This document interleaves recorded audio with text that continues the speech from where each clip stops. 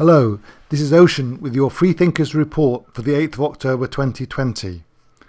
The Freethinkers York group have just back from an amazing trip to Pendragon Castle in Cumbria, where we activated the King Arthur Roundtable system of enlightened leadership and just governance. We then continued to Highforce, where we all took part in a blessing for the water using the White Rose Gaia protocols. Links are below if you're interested in any of this. So, item 1, big picture. I don't know about you, but I'm fascinated by the US election, which is not only the most important election in US history, but I believe in the history of the planet. There are only 25 days to the election, and there are so many ups and downs and different takes on it.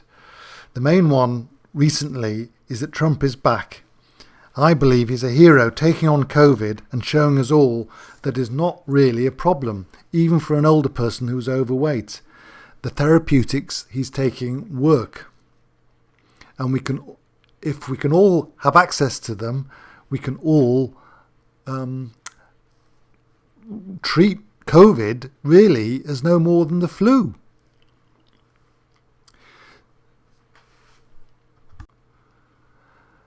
So, item 2, geophysical and astrological energetics. The next alignment will be tomorrow, 9th of October, the Mars-Pluto square. There is a 144k mass meditation, which will be 1 o'clock, I believe, in UK time, and I'll certainly be on it. And here is part of the email from Jim about this mass meditation.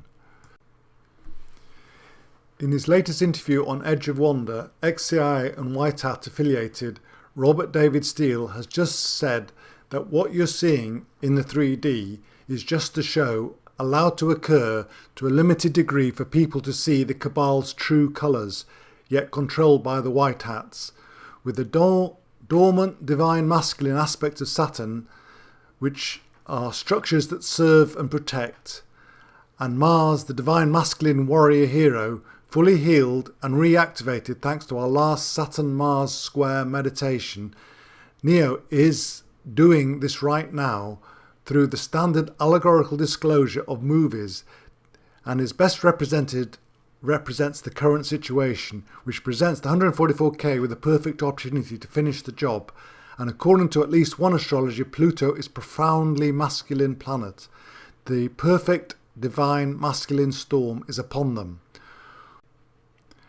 I'll put a link down below to the 144k website. Actually, there's a few of them. The Ground Crew Central on Blog Talk Radio is probably the easiest one to put a link to. So I'll put that down below so you can tune in tomorrow if called. So item 3, suggested spiritual practice. For this one, I recommend spending as much time as you can in nature. We were blessed on our trip to Pendragon as we met an amazing person, Catherine, at the King's Arms where we were staying in Kirby Stephen. Actually, it was a really nice hotel. Well, it was actually more like a pub. And she was a local wisdom keeper and knew a super spot by a river with an old walnut tree in a living field near St Theobald Church. We spent quite a bit of time down there just listening to the sound of the river and the beauty of the location, and restored our spirits for our rest of our journey.